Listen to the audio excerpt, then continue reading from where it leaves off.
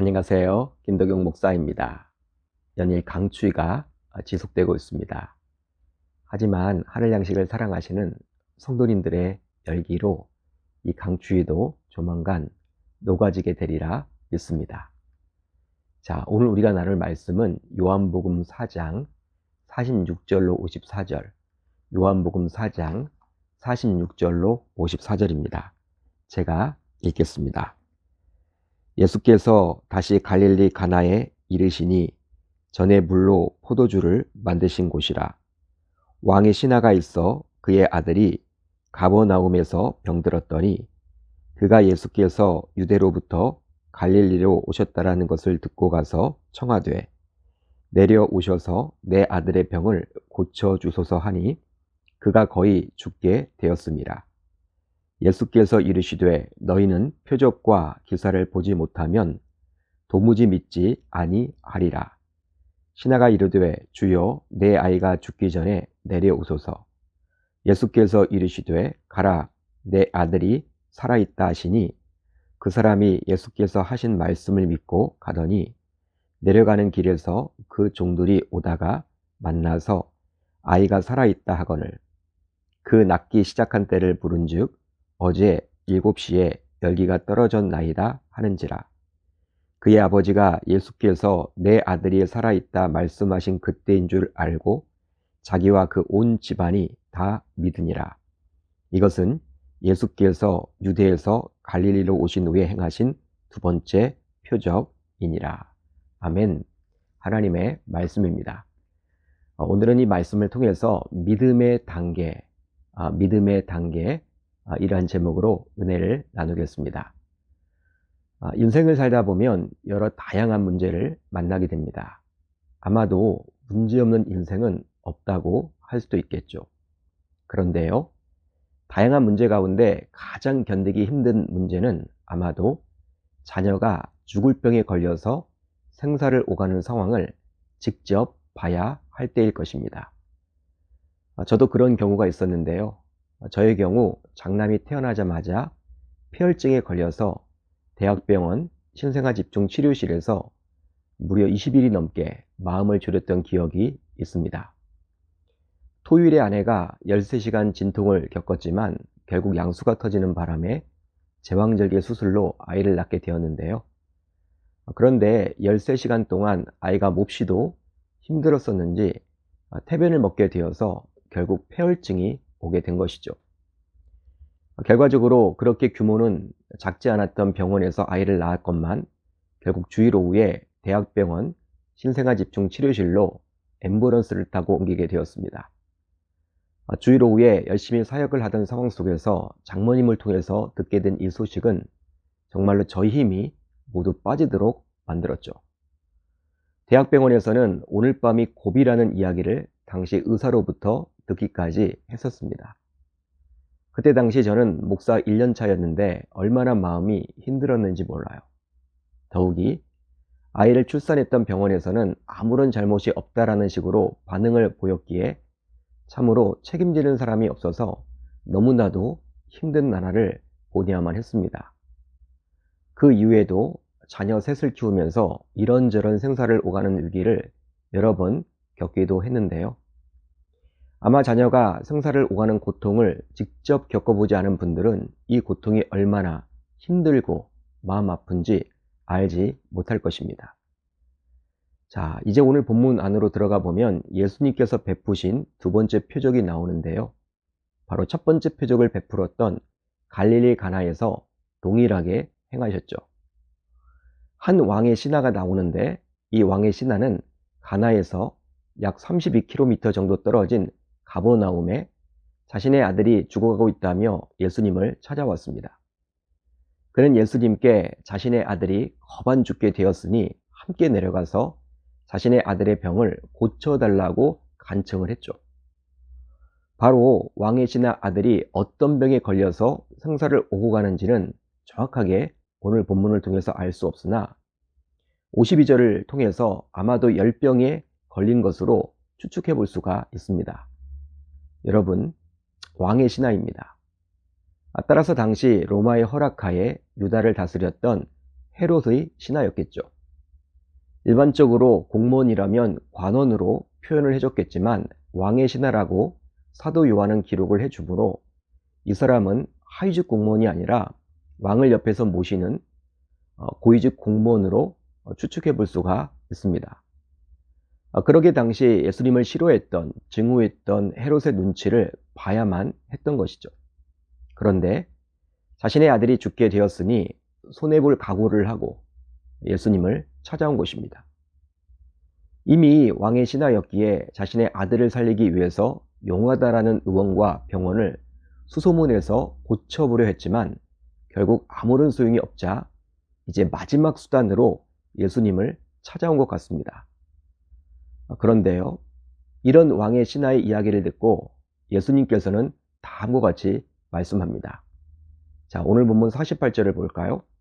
예수께서 이르시되 너희는 표적과 기사를 보지 못하면 도무지 믿지 아니하리라.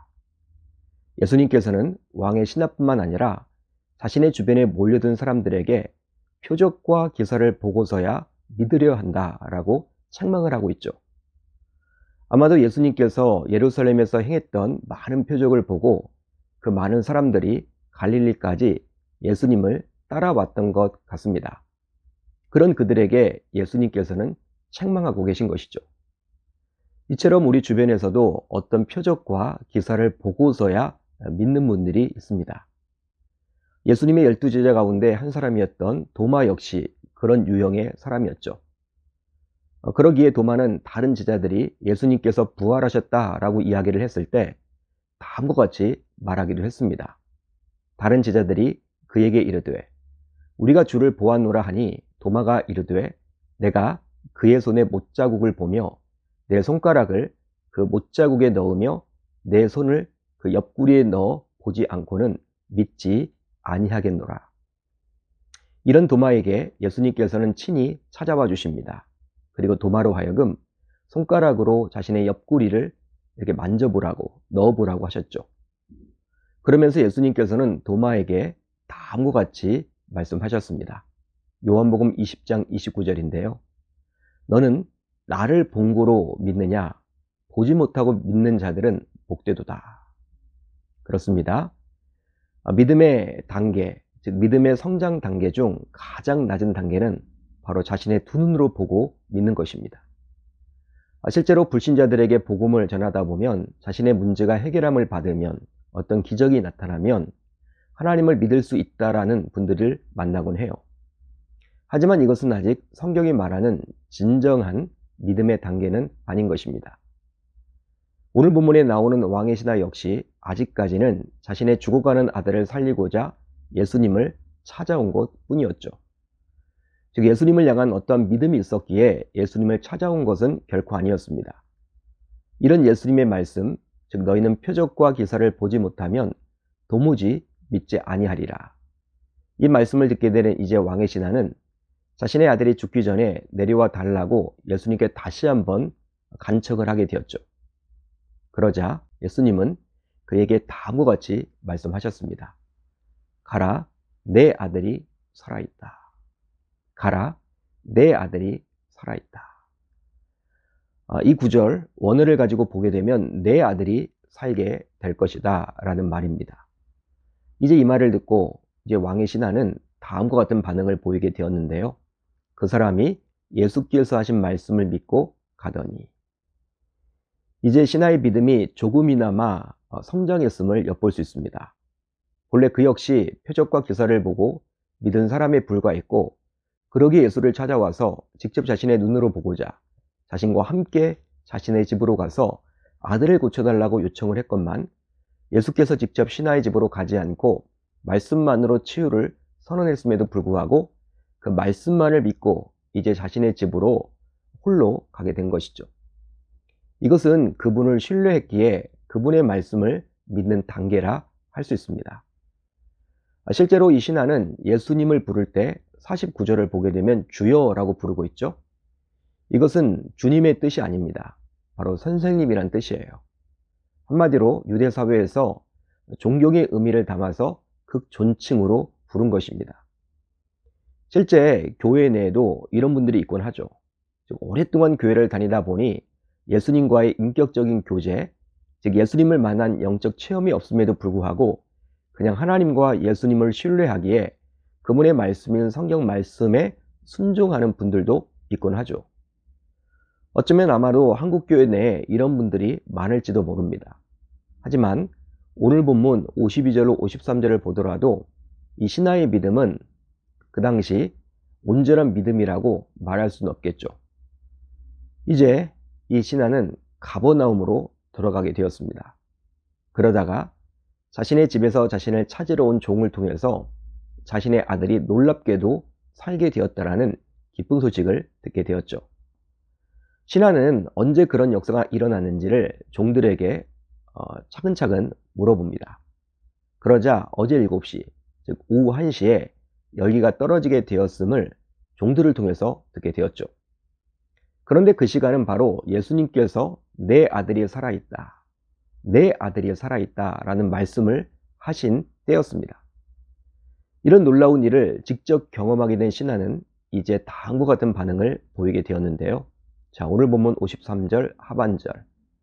자기와 그 온 집이 다 믿으니라.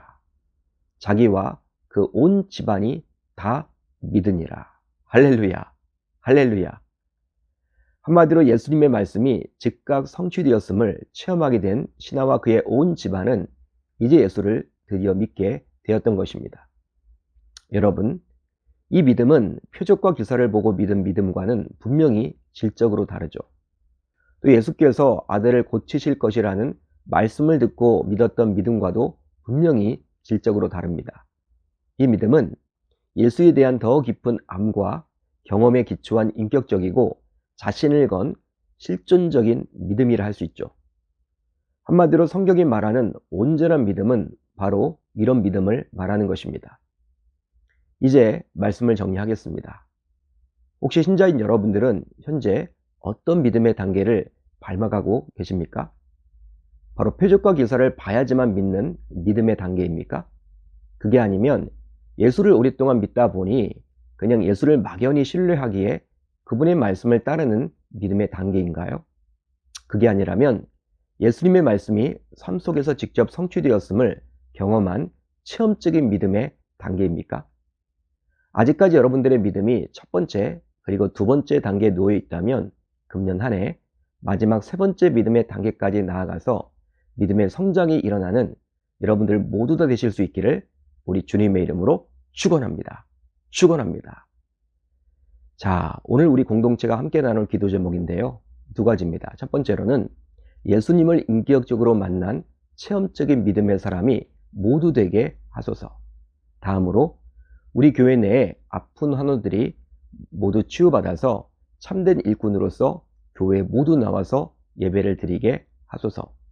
오늘 하루 말씀을 붙잡고 기도하는 가운데 우리 주님의 세밀한 음성을 듣는 저와 여러분들이 모두 다 되셨으면 좋겠습니다.